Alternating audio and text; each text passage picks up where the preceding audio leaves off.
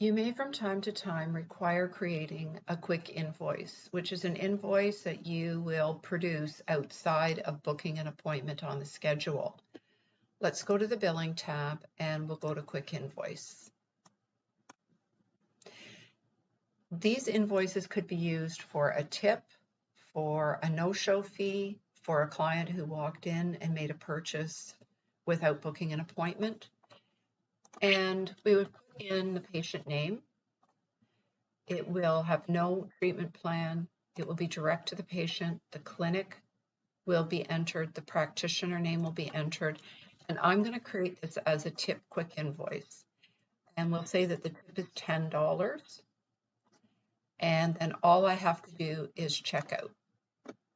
When I check out, I get the receive payment pop up, and then I can select how they paid. And I'm going to select that they're paying their tip by cash, $10.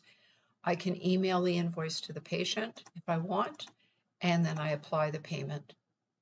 Confirm cash, $10, okay. And then I get the invoice to give to the patient, which I can print, and you're all done.